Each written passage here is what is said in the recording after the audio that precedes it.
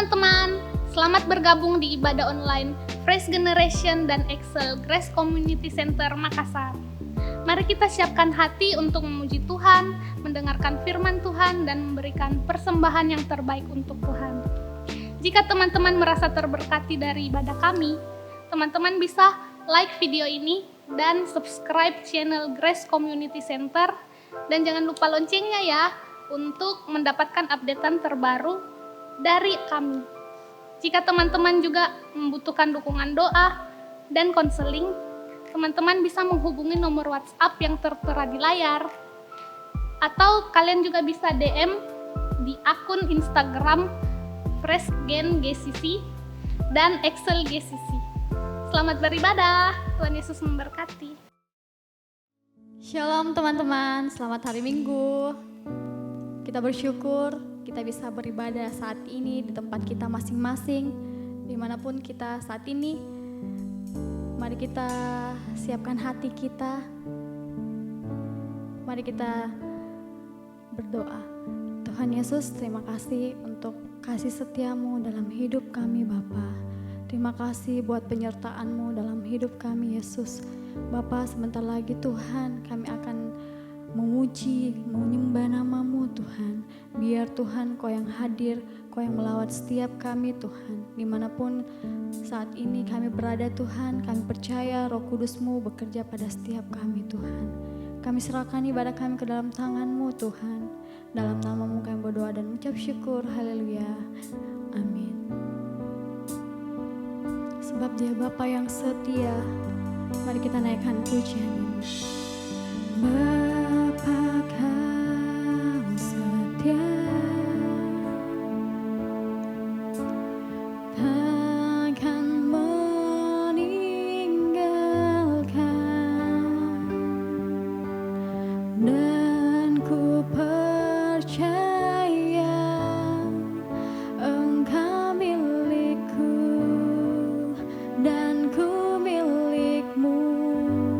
Ini kerinduan kami Tuhan, kerinduanku. Tinggikan nama-Mu,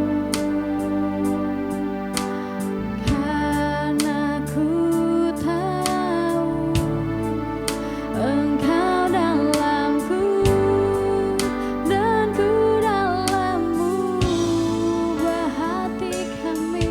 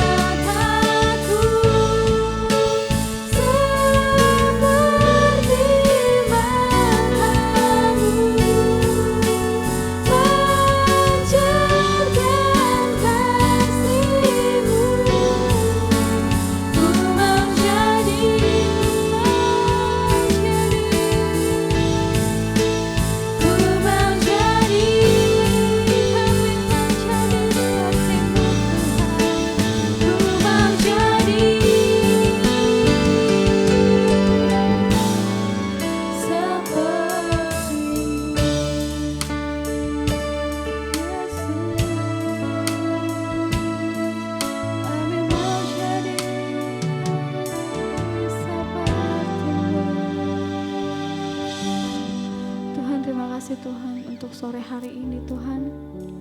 Kami percaya Tuhan, Engkau yang hadir Tuhan, Engkau yang melawat setiap kami Tuhan.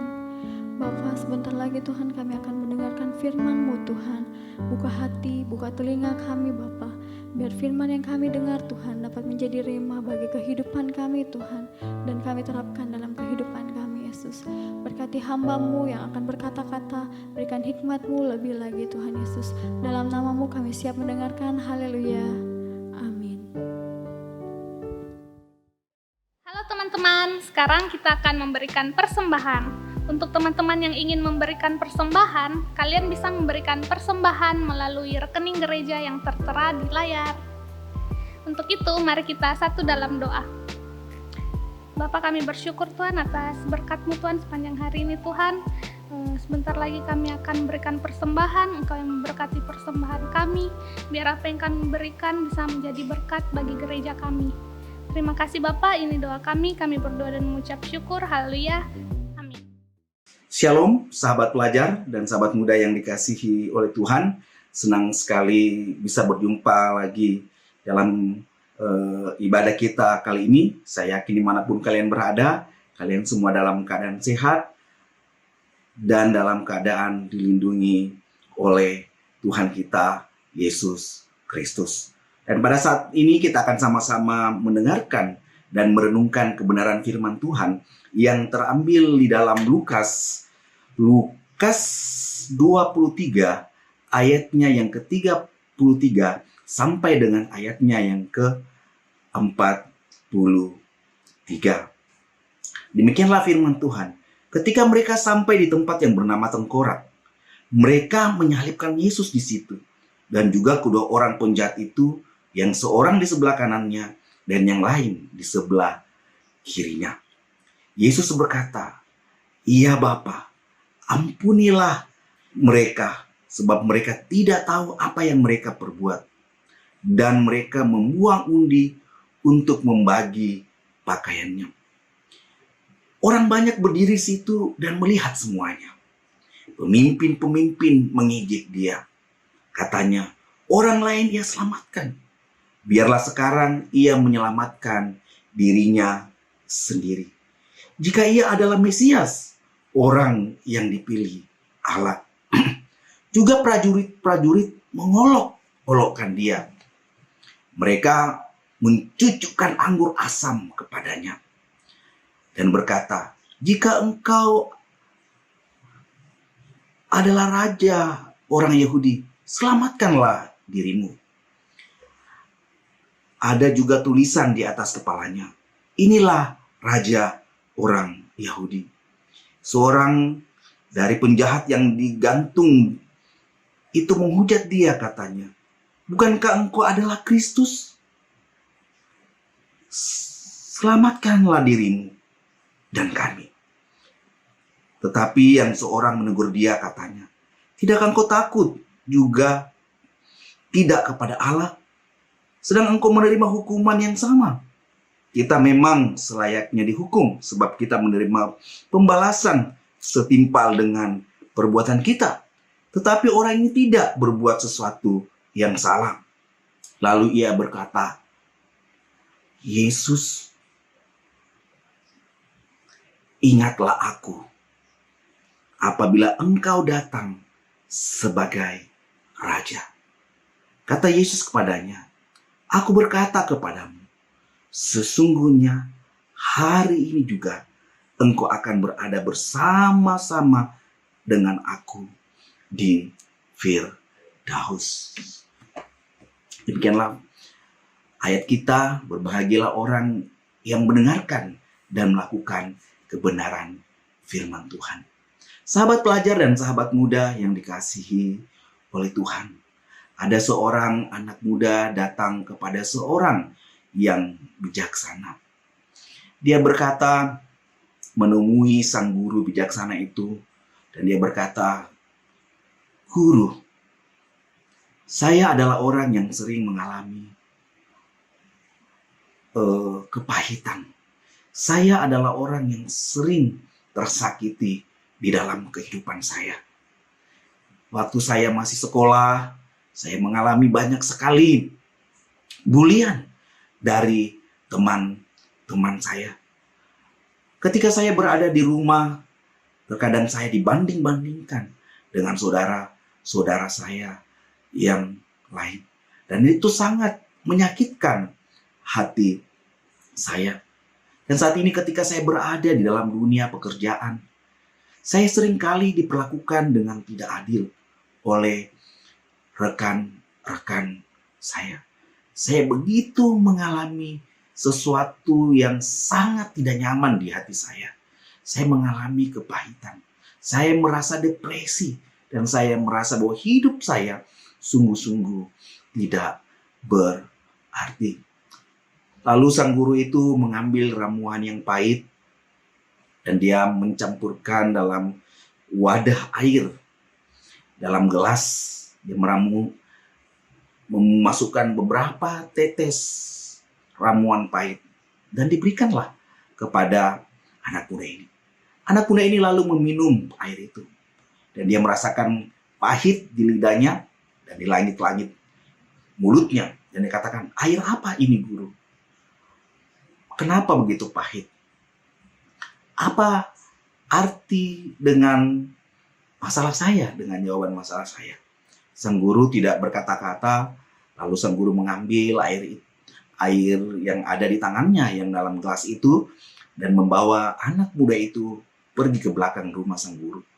Ternyata di belakang rumah sang guru itu ada danau yang luas, yang penuh dengan mata air yang segar.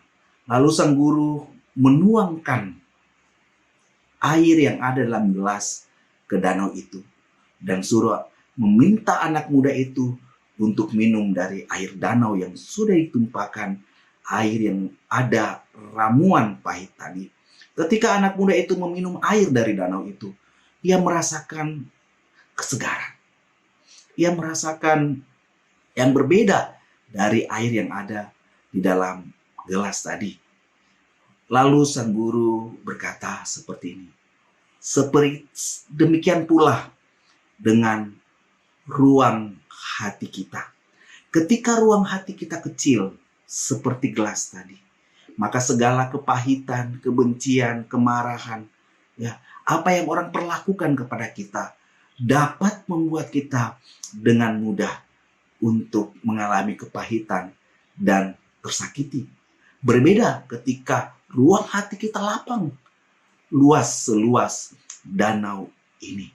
Apalagi ketika hati kita dipenuhi dengan aliran air hidup yang menyejukkan, maka segala hal yang membuat hati kita pahit akan ditelan oleh luasnya ruang hati kita yang lapang. Orang yang memiliki hati yang lapang, orang yang memiliki ruang hati yang luas, mereka mampu menenggelamkan segala kepahitan yang ia alami. Dia mampu berpikir positif dari setiap pengalaman-pengalaman hidup yang ia alami. Setiap kepahitan hidup menjadi suatu batu lompatan untuk maju di dalam kehidupannya, bukan untuk menciutkan dia di dalam berkarya. Sahabat muda dan sahabat pelajar yang dikasihi oleh Tuhan, hari ini sama-sama kita akan merenungi tema, yaitu ruang hati. Tema kita kali ini adalah ruang hati. Sahabat pelajar dan sahabat muda yang dikasihi oleh Tuhan, mungkin kita pernah mendengar kalimat ini. Saya bisa menerimanya kembali menjadi teman saya, tetapi saya tidak bisa mempercayainya lagi untuk dapat menjadi sahabat saya. Saya tidak bisa melupakan pengkhianatan yang dia berikan kepada saya. Saya tidak bisa melupakan perbuatannya kepada saya. Saya bisa berteman, tetapi saya tidak bisa menerimanya kembali menjadi seorang sahabat seperti dulu. Atau kalimat yang mungkin kita bisa dengar dari seorang bos yang mendapati karyawannya melakukan kesalahan atau kecurangan. Sang bos berkata, "Saya mengampuni engkau, saya memaafkan engkau. Tetapi maaf, saya tidak bisa menerima engkau untuk bekerja kembali di tempat ini. Silakan mencari tempat pekerjaan yang lain." Sahabat muda dan sahabat pelajar yang dikasihi oleh Tuhan. Kedua contoh tadi adalah penerimaan tanpa pengampunan dan pengampunan tanpa penerimaan. Bukan. Jadi manusia seringkali memisahkan antara pengampunan dan penerimaan. Padahal pengampunan dan penerimaan itu seperti sisi mata uang yang tidak bisa terpisahkan. Kalau kita mengampuni, kita pasti akan menerima. Kalau kita menerima, kita pasti mengampuni. Tetapi realita yang kita hadapi di dalam kehidupan kita sehari-hari, ketika kita berhadapan dengan orang-orang di sekitar kita, bahkan ketika kita mengalami sesuatu yang tersakiti di dalam kehidupan kita, mungkin kita bisa berkata, "Saya mengampuni." Tetapi saya tidak bisa melupakan perbuatannya. Saya bisa menerimanya, tetapi saya tidak bisa kembali dapat mempercayainya. Manusiawi sekali. Hal ini seringkali kita lihat dan kita alami di dalam lingkungan kehidupan kita. Bukan berbeda dengan ruang hati Kristus. Apa yang ada di dalam ruang hati Kristus berbeda dengan ruang hati yang sering kali manusia perlakukan terhadap manusia yang lain. Seringkali kita manusia mengampuni, tetapi kita tidak mampu menerima semua yang sudah kita alami di dalam kehidupan kita. Mungkin kita bisa menerima orang itu kembali, tetapi kita tidak dapat mengampuni segala perbuatan yang sudah dia perbuat kepada kita. Berbeda dengan Yesus. Kali ini kita harus belajar ruang hati yang dimiliki oleh Yesus. Ruang hati yang dimiliki oleh Yesus yaitu ruang hati yang memiliki pengampunan dan penerimaan. Sahabat pelajar dan sahabat muda yang dikasihi oleh Tuhan, dalam Lukas 23 ayat 34, Yesus berkata, "Ya Bapa, ampunilah mereka, sebab mereka tidak tahu apa yang mereka perbuat." Ini berbicara tentang suatu pengampunan yang Yesus berikan. Pengampunan, ruang hati pengampunan yang Yesus berikan kepada orang-orang yang melakukan hal-hal yang kejam terhadap dia. Dia mengalami pengadilan-pengadilan yang tidak adil, melewati tahap-tahap pengadilan yang tidak adil. Tetapi Yesus mengampuni setiap tahap-tahap pengadilan yang tidak adil itu. Tuhan Yesus mengampuni orang yang mengolok-olok dia. Tuhan Yesus mengampuni orang yang mencaci maki dia. Tuhan Yesus mengampuni orang-orang yang melakukan hal-hal yang tidak adil di dalam kehidupannya. Ruang hati Yesus berisi pengampunan yang luar biasa. Walaupun dia mengalami penderitaan yang sangat kejam yang dilakukan oleh orang-orang pada waktu itu, tetapi Yesus berkata, "Ampunilah mereka, sebab mereka tidak tahu apa yang mereka perbuat." Sahabat pelajar dan sahabat muda yang dikasihi oleh Tuhan, tidak berhenti sampai di situ. Ketika seorang penjahat yang berada di sampingnya berkata, "Yesus, ingatlah saya ketika engkau datang sebagai raja. Ingatlah saya." Apa yang Yesus katakan? "Aku berkata kepadamu, sesungguhnya hari ini juga engkau akan berada bersama-sama dengan aku di dalam Firdaus. Hati yang menerima orang-orang yang menyakiti hati Yesus. Sahabat pelajar dan sahabat muda yang dikasihi oleh Tuhan, orang seperti apakah yang dapat memperoleh ruang hati pengampunan dan penerimaan yang ada di dalam hati Kristus?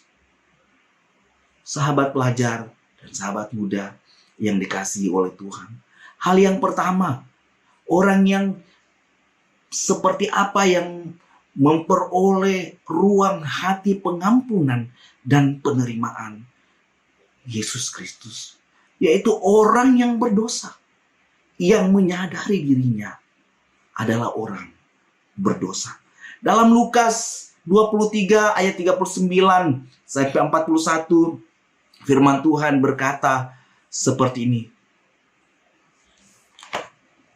Seorang dari penjahat digantung itu menghujat dia, katanya, "Bukankah engkau adalah Kristus? Selamatkanlah dirimu dan kami." Tetapi yang seorang menegur dia, katanya, "Tidakkah engkau takut juga tidak kepada Allah, sedang engkau menerima hukuman yang sama?"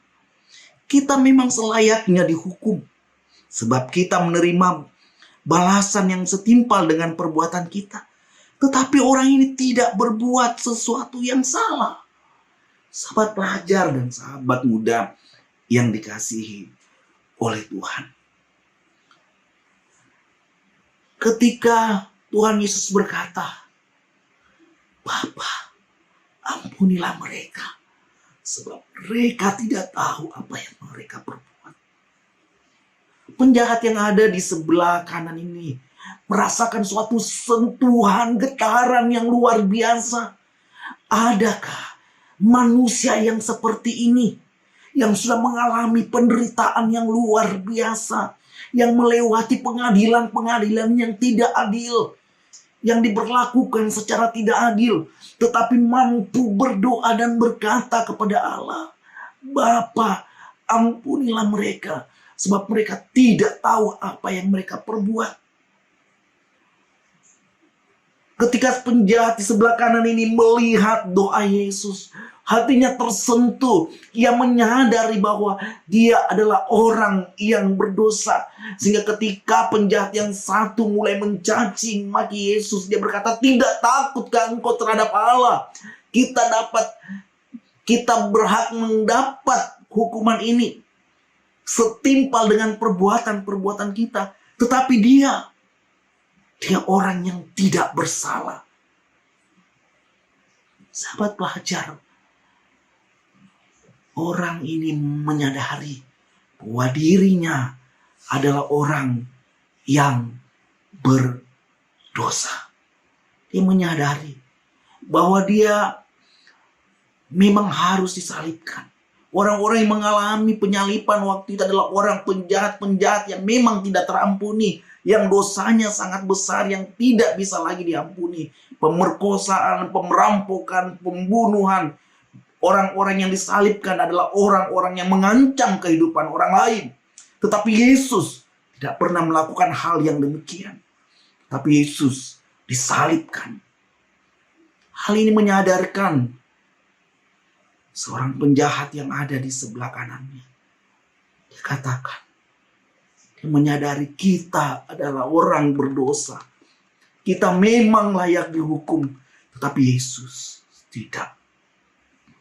Orang yang bisa menerima ruang hati Yesus yang penuh dengan pengampunan dan penerimaan adalah orang berdosa yang menyadari bahwa mereka adalah orang berdosa. Dan yang berikutnya, orang yang bisa menerima ruang hati Yesus yang penuh dengan pengampunan dan penerimaan adalah orang yang berdosa, yang memohon pengampunan dan anugerah Yesus. Dalam Lukas 23 ayatnya yang ke-42, Dan 43 berkata demikian. Lalu ia berkata, Yesus, ingatlah aku apabila engkau datang sebagai Raja. Dia katakan, Yesus, ingatlah aku jika engkau datang sebagai Raja. Kata Yesus kepadanya, aku berkata kepadamu, sesungguhnya hari ini engkau akan berada bersama-sama dengan aku di dalam Firdaus. Sahabat muda dan sahabat pelajar yang dikasihi oleh Tuhan, orang yang bisa menerima ruang hati Yesus yang penuh dengan pengampunan dan penerimaan adalah orang yang berdosa, yang memohon pengampunan dan anugerah Yesus. Penjahat yang ada di sebelah kanan, dia kata, Yesus, remember me. Yesus, ingat saya. Engkau datang sebagai Raja. Penjahat ini hanya ingin diingat oleh Yesus. Tetapi Yesus yang penuh dengan penerimaan itu berkata, hari ini juga engkau berada bersama-sama dengan aku di Firdaus. Ruang hati Yesus yang penuh dengan penerimaan dan pengampunan bagi orang-orang yang berdosa, yang menyadari dirinya berdosa, dan bagi orang-orang berdosa yang ingin diampuni dan menerima anugerah Tuhan Yesus Kristus. Sahabat pelajar dan sahabat muda yang dikasihi oleh Tuhan, sebesar apapun dosa dan pelanggaran kita hari ini yang telah kita lakukan, mari kita datang menyadari dosa-dosa kita dan memohon pengampunan dan anugerah Tuhan di dalam kehidupan kita. Mari kita tundukkan kepala, kita berdoa. Bapa dalam surga, Bapa yang kami panggil dalam nama Tuhan Yesus Kristus, kami mengucap syukur dan berterima kasih kepada Engkau ya Bapa, karena Engkau Allah yang penuh dengan pengampunan. Engkau Allah yang bukan saja mengampuni segala dosa dan pelanggaran-pelanggaran kami, tetapi Engkau adalah Allah yang menerima kami kembali dalam segala keterbatasan kami, dalam segala ketidakmampuan kami Tuhan. Terima kasih Tuhan Yesus buat penerimaan dan pengampunan yang Kau berikan di dalam kehidupan kami. Terima kasih ya Bapa. Terima kasih Tuhan Yesus. Di dalam nama Tuhan Yesus Kristus, kami berdoa dan mengucap syukur. Haleluya. Amin. Tuhan Yesus memberkati.